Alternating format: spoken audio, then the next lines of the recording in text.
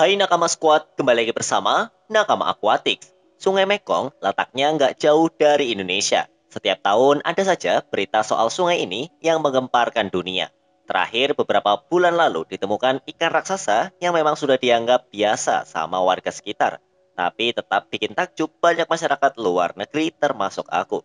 Sungai Mekong yang megah menawarkan surga untuk semua makhluk hidup yang tinggal di sana. Mau itu ikan kecil, ikan besar, gajah, hingga manusia.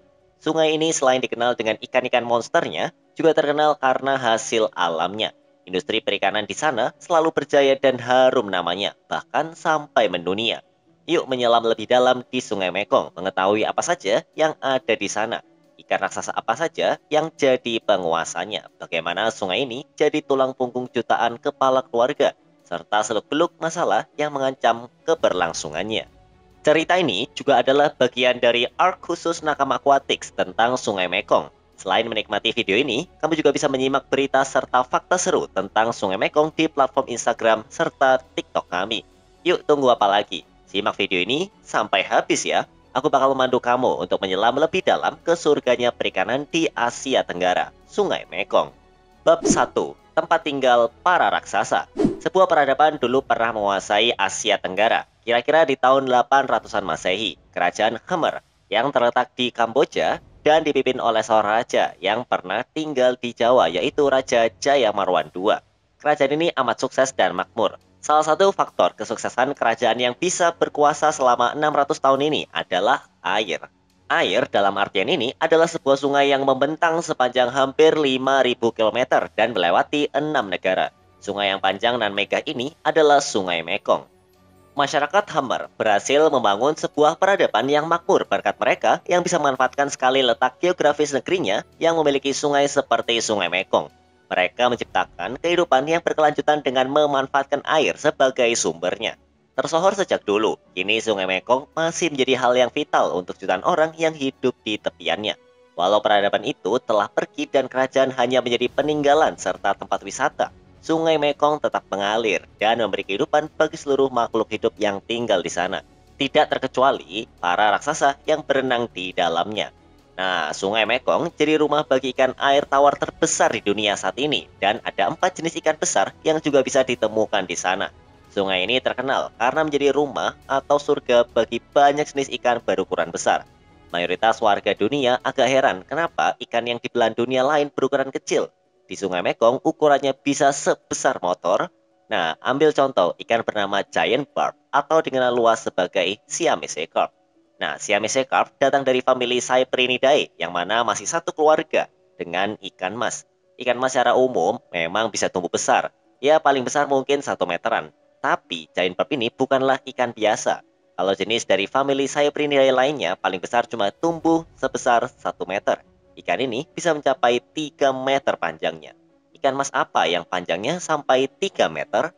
Bukan cuma itu saja, di Sungai Mekong juga ada seekor ikan lele yang bisa tumbuh hingga 3 meteran juga. Lele atau kalau ikan ini mungkin lebih pas disebut patin ya. Umumnya cuma tumbuh sama seperti ikan mas, sekitar 1 meteran. Bagaimana dengan lele di Sungai Mekong?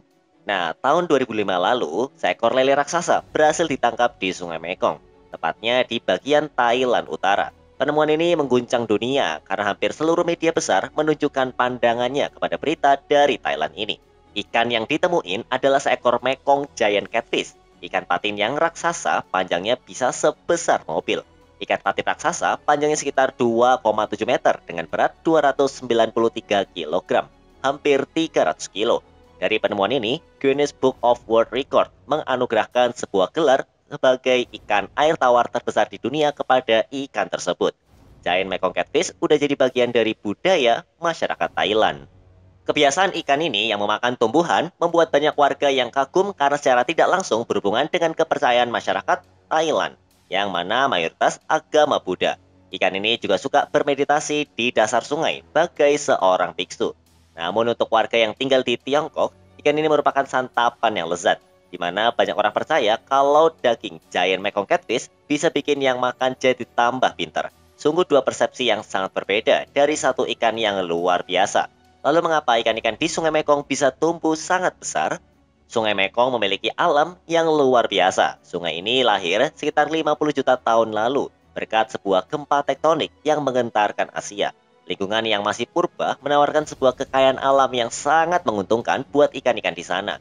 Suplai makanan yang masih sangat banyak dan melimpah, sehingga ikan-ikan di sana bisa tumbuh besar. Beberapa ikan bisa tetap bertahan hidup di sungai tersebut, sehingga ukuran mereka tetap bisa besar walau melewati beberapa fase evolusi. Karena lingkungannya yang masih sangat asri, hasilnya ikan-ikan tersebut bisa tetap mempertahankan ukurannya yang masuk ke dalam kategori raksasa karena suplai makanan tidak kekurangan, serta sungai yang juga tidak menyempit. Di Sungai Mekong, seenggaknya ada sekitar 4 ikan raksasa yang bisa hidup di sana. Dua adalah ikan yang aku sebutkan sebelumnya, yaitu Giant Mekong Catfish, serta Giant Perch. Dua ikan lagi adalah Giant Freshwater Stingray atau pari air tawar raksasa, dan Giant Pangasius. Keempatnya adalah raksasa yang tinggal dan berenang di dalam Sungai Mekong yang sibuk. Monster-monster ini adalah bukti jika sungai nggak kalah misterius dari laut. Sungai juga bisa menyimpan ikan monster dengan ukuran sangat besar. Namun di samping eksistensi mereka yang menakjubkan, ikan-ikan ini juga memiliki sebuah ancaman. Ancaman apakah itu? Bab 2. Ancaman bencana Sungai Mekong. Di luar kemegahannya, Sungai Mekong juga memiliki sebuah ancaman. Setiap tahunnya jumlah ikan yang ditangkap dari sungai ini semakin sedikit. Mungkin ya sebagai manusia, nelayan nggak akan berpikir terlalu jauh karena ikan yang ditangkap jadi sedikit. Anggapan kalau memang ikannya lagi tidak musim kawin, faktor cuaca dan lain-lain jadi sebuah pengobat pusing para nelayan di sana. Tapi nyatanya, data menunjukkan jika jumlah ikan yang ditangkap oleh nelayan selalu menurun setiap tahunnya. Seorang nelayan mengaku kalau dia bisa menangkap ikan sebanyak 10 hingga 20 kilogram pada 20 tahun lalu. Tapi sekarang, walau lagi musim pancing, bawa pulang 3 kilo aja begitu sulit. Nah, salah satu faktor utamanya adalah perubahan iklim. Selama 10 tahun terakhir, nelayan melihat arus air udah nggak sama seperti dulu.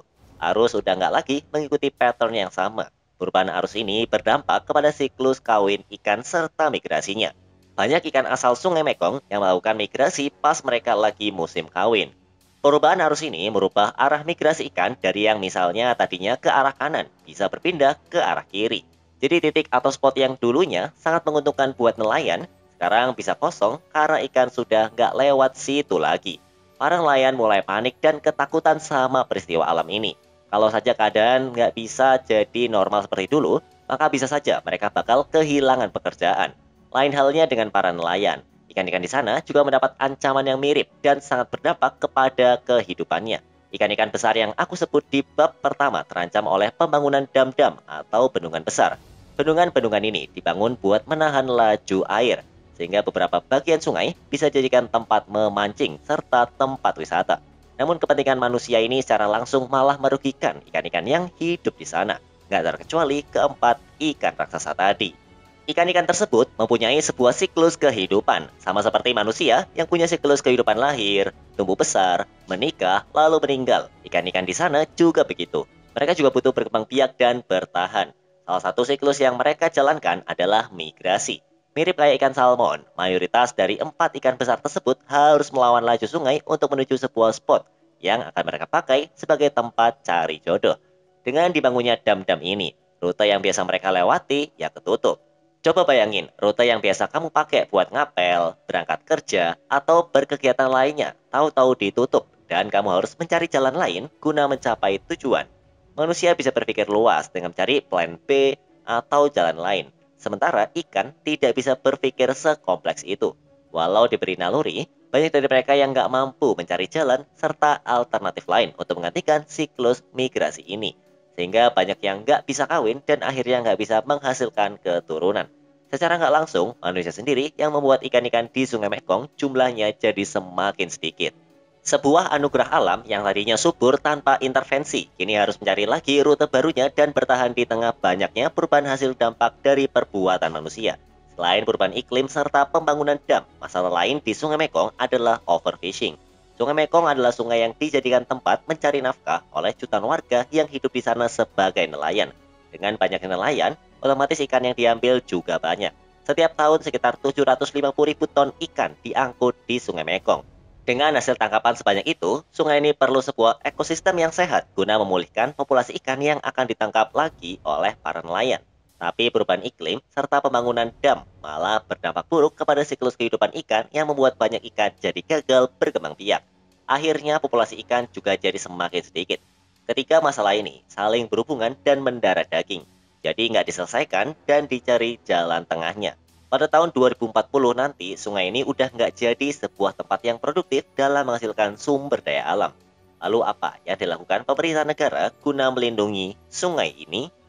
Bab 3. Upaya perlindungan Sungai Mekong. Banyak pihak yang sedang berjuang buat menyelamatkan Sungai Mekong agar sungai ini bisa tetap menjadi sebuah lahan untuk mencari nafkah untuk manusia, sekaligus bisa melindungi ikan-ikan yang ada di sana. Upaya budidaya giant barb juga sudah digalakkan. Jenis ini juga terdampak pada pembangunan dam yang akhirnya membuat populasi mereka menjadi berkurang.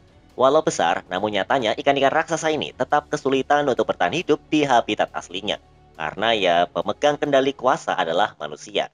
Di Vietnam, ada banyak pembudidaya ikan giant barb. Setiap pembudidaya rata-rata memiliki 500 ekor giant barb di dalam kolam. Setiap 18 bulan ikan dipanen. Mayoritas memang buat dijual sebagai ikan konsumsi.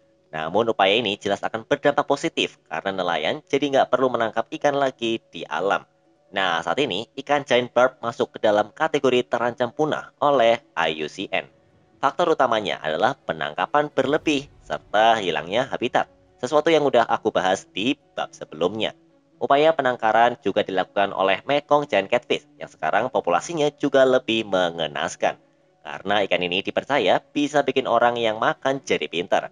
Maka banyak nelayan yang menjadikan ikan ini sebagai target tangkapan.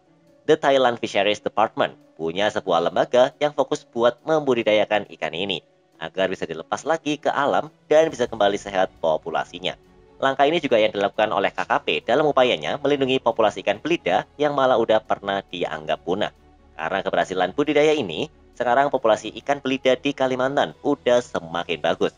Selain belida, ada juga ikan seperti arwana supret dan ikan jelawat yang beneran diperjuangkan agar punya populasi yang sehat lagi di alam, seperti dulu. The Thailand Fisheries Department berhasil mengintroduksi setidaknya 10.000 ekor ikan Mekong Giant Catfish hasil budidaya atau CP alias captive breed ke alam. Yang mana alam ini merujuk ke alam liar sekitar tahun 2000 hingga 2003. Namun, banyak kegagalan yang menodai operasi ini. Kebanyakan ya karena ikan-ikan CP atau captive breed nggak mampu buat bertahan hidup dengan baik di alam liar. Karena Sungai Mekong dianggap udah nggak kondusif sebagai rumah bagi ikan besar ini, kini lembaga terkait lebih memilih melepas ikan-ikan CP ke daerah waduk-waduk saja. Jadi ikan nggak akan kemana-mana dan terlindung dari intervensi luar. Selain dikembangbiakan untuk konservasi, Giant Mekong Catfish juga diternak untuk keperluan ikan hias. Karena banyak orang yang mengidamkan buat memiliki ikan ini di akuarium rumahnya. Untuk itu, ikan ini sering dikawinkan silang dengan Pangasiodon Hippophthalmus guna mendapatkan genetik baru yang bisa laris di pasaran. Selain itu, banyak juga versi short body ikan ini yang dijual. Tujuannya agar mereka yang nggak punya tank gede juga tetap bisa memeliharanya. World Wide Fund for Nature bekerja dalam kemitraan dengan organisasi lain, termasuk Komisi Sungai Mekong dan Bank Pembangunan Asia, yang mana tujuannya untuk memastikan bahwa dampak lingkungan dan sosial dipertimbangkan dalam pengembangan infrastruktur pembangkit listrik tenaga air.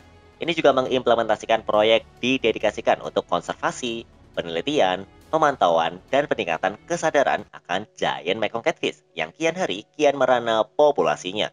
Walau belum bisa dibilang sukses secara konservasi, tapi kesuksesan budidaya ikan-ikan di atas adalah hal yang bagus. Namun, upaya preventif untuk mencegah ikan-ikan raksasa asal Sungai Mekong punah juga harus dilakukan. Lembaga WWF juga mempromosikan proyek pembangkit listrik tenaga air berkelanjutan di anak Sungai Mekong, yang mana itu lebih mudah untuk menghitung biaya dan mengambil manfaat dari proyek ini. Jika ada yang memblokir satu anak sungai dengan bendungan, anak sungai lain dapat dibiarkan mengalir bebas untuk mempertahankan konektivitas antar hulu dan hilir das alias daerah aliran sungai. Hanya ada satu arus utama Sungai Mekong. Jika ada yang membangun bendungan di atas, konektivitas ekosistem akan hilang. Jika proyek ini berhasil, manfaat nggak hanya dimiliki oleh keempat ikan tersebut, melainkan jenis ikan lain yang punya siklus hidup yang sama. Bab 4. Kesimpulan. Dengan itu, Sungai Mekong agaknya bisa diselamatkan, sehingga nelayan masih punya potensi untuk menangkap ikan dalam jumlah banyak. Sembari alam juga melakukan tugasnya untuk menyeimbangkan populasi ikan. Selama manusia nggak datang dan mengintervensi laju alam ini, makhluk hidup pasti akan hidup dengan bahagia. Bagaimana menurutmu? Tulis di kolom komentar ya. Sampai jumpa di video Nakama Aquatics selanjutnya.